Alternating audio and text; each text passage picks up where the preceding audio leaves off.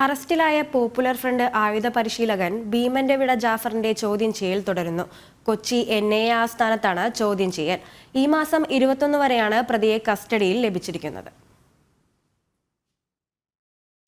PFI ഭീകരവാദ ഗ്രൂപ്പുകൾ വീണ്ടും സജീവമാകുന്നുവെന്ന വിവരത്തെ തുടർന്ന് NIAയും വിവിധ രഹസ്യാന്വേഷണ വിഭാഗങ്ങളും നിരീക്ഷണം ശക്തമാക്കിയിരിക്കുകയായിരുന്നു നിർണായകമായ അറസ്റ്റ്. PFIയുടെ കൂടുതൽ ആയുധ പരിശീലകരെ കേന്ദ്രീകരിച്ചാണ് അന്വേഷണം മുന്നോട്ടു പോകുന്നത്.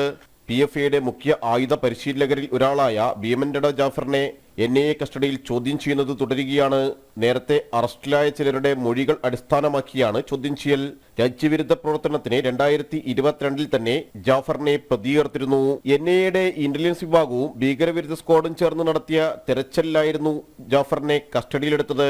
തിങ്കളാഴ്ച കോടതിയിൽ ഹാജരാക്കിയ ജാഫറിനെ ഈ മാസം 21 വരെയാണ് NIA കസ്റ്റഡിയിൽ വിട്ടിരിക്കുന്നത്. PFIയുടെ രാജ്യവിരുദ്ധ കേസിൽ 60 പ്രതികൾക്കെതിരെയാണ് പ്രാഥമിക കുറ്റപത്രം സമർപ്പിച്ചിരിക്കുന്നത്. കേസിൽ ഭീമന്റെ വിട ജാഫർ 59ാം പ്രതിയാണ്. PFIക്ക് വേണ്ടി ഏതെല്ലാം കൃത്യങ്ങളിലാണ് ജാഫർ പങ്കാളികളായിട്ടുള്ളതെന്നും വ്യക്തമാകണം. ചില കൊലപാതകങ്ങളിലും ആക്രമണങ്ങളിലും ജാഫറിന് പങ്കുള്ളതായാണ് വിവരം. വ്യക്തികളെയും സ്ഥാപനങ്ങളെയും ലക്ഷ്യം വെച്ചുള്ള ആക്രമണങ്ങളുടെ ബുദ്ധികേന്ദ്രവും ജാഫറാണെന്നാണ് NIAക്ക് വ്യക്തമാകുന്നത്. ജനം, കൊച്ചി.